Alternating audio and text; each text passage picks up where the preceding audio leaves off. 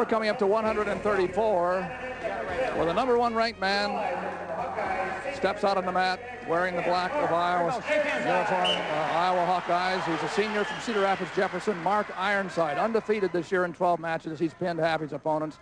He's the Midlands champion as well. His opponent is Biff Walizer, a senior from Mill Hall, Bald Eagle Nittany High School for Penn State. So two experienced wrestlers here, and one of them the national champion, Mark Ironside. One thing about Ironside, he's got a great short offense right here. He's very hard to penetrate, get in on, and then he turns it into takedown. He blocks, spins around. But he's been in tough matches already. His finals match in the Midlands against a young man from Oregon, Ansrud, was real close, and that's really good if you're a national champion to be pushing, come out. He didn't win the national title a couple of years ago because he lost some close matches in the tournament. Oh, and he almost got out of position that time. That was an unusually long shot from Ironside. But Walizer was not able to scramble onto him before he could get back. Here again is that short offense you're talking about with the front headlock of Ironside. Clamps it on tough. He'd certainly like to get 6 points for Iowa to get him back going. They don't want Penn State to get on any kind of a roll here, and a roll would be, Penn State would consider anything less than 6 probably what they want out of this match, because obviously the dominant factor at 134 this year, last year, Mark Ironside. They're about halfway through the first period, 3 minutes long. Again, a forfeit and a decision, and Penn State is ahead 9-0 here against the Hawkeyes. So Iowa, a second-ranked team at home for the 100th dual meet in Carver Hawkeye, will have to come from behind. Walizer doing a good job of holding Ironside off. What he likes to do, Ironside has not been able to control him with a headlock. This time Ironside goes to the underhook. You see Walizer staying in close and trying to control the head if he can, at least to keep Ironside from coming straight at him. Now he has a 2-on-1, countered by Ironside's short offense with that headlock. He likes to come around to the side with it. Coach Fritz was talking about Walizer liking to be in a flurry, but the problem is if there's someone that likes to be in a flurry, that's Mark Ironside. So it'll be interesting to see what happens when they do get in a flurry here. Walizer very strong. He's been able to keep Ironside from pushing him around on the inside, even though Ironside has been able to get a couple of his favorite tie-ups. We have only 20 seconds to go in the first period of the first. They're getting caught in this hand fighting, and they're feeling each other out. Ironside just trying to figure out where his best opportunity is, because he right at the end of the first period, too late for a return. Mark Ironside gets a takedown and goes ahead 2-0. Well, that's when you want him. That's when you want him. That gets you ready to go. And there he's setting that up with a double underhook as he was pushing, and then he just found the hook, went down to the single, turned it into a double leg, and caught him for the 2 points with no return, like you said, right at the buzzer. Now Ironside is going to get his choice. Second period, he starts on top. That's neutral. He's taking his choice. He's taking his chances in there because he wants to pin the man. Well, Walizer doesn't stick around. And Walizer is scrappy. He's not the slickest or the best technician, but he's scrappy and he's hanging in there, and he's really disappointing in giving up that takedown at the end of the first period, and he's just trying to stay in there close and giving himself a chance. He got the 1 point for the escape, of course. It's 2-1 now in favor of the national champion coming back, Mark Ironside of Cedar Rapids, Jefferson High School.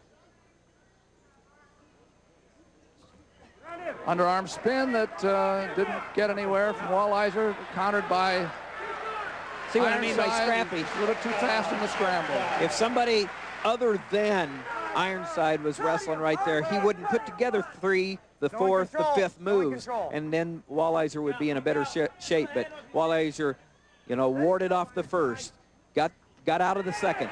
But there we go, and the chin's tight. He's driving. Trying to bar him over, hasn't been able to do it so far. Walizer is strong, no doubt about it, and this is early in the second period. 40 seconds to go, second period. Ironside wrestling with confidence. He comes right out over the head, leading by 3 points. Still in control. Still in control. All the way up. Get your one. 20. Get your one. In fact, break him down another way. Right, and he's just looking for Walizer to make that move that he can catch him on his back.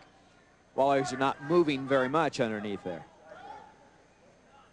Ironside does have enough riding time to qualify for a point at the end of the match, and riding time makes a difference, as you saw in that 126-pound match. It kept Jason Betts in at the end. Third, guys. There's Kathy and Dan Gable, spectators together for the first time in a long, long time. Stick around at after the 150-pound match. We'll be talking with Dan here on College Wrestling. Timeout here for something, and I'm not quite sure whose problem it is. It's a little Ironside cut up. We said that Ironside is a national champion. Last year he won it up at the University of Northern Iowa at the Unidome this way. Okay, here we go. Got his hand in the air, 135-pound national champion. See Dan Gable here as Ironside came off the mat. Big moment for him. He's now on the underside, starting at the third period, head 4-1 of the Oklahoma. I want to get Oklahoma in here somehow. Penn State's Biff Walizer. Biff Walizer had a good year last year. He's his third year as a starter, and he was third in the Big Ten. In fact, in the Big Tens, the last 2 years, Walizer has lost to Ironside, last year by a pin. And that was his only loss in the Big Ten, so he won 4 matches and finished third place. Out of bounds. Penn State, you got a warning now. Stay in the center. Walizer's warning. Set. 5-1, Ironside with riding time. Now he's in low on the leg. Walizer tough to wrestle. He's scrappy. Now, Nothing. here are they getting caught in that flurry we were talking about. We'll see who comes out on top.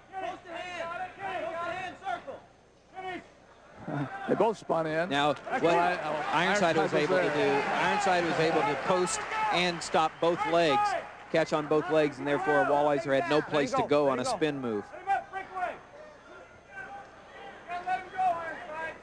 You're warned again. That's 1 green.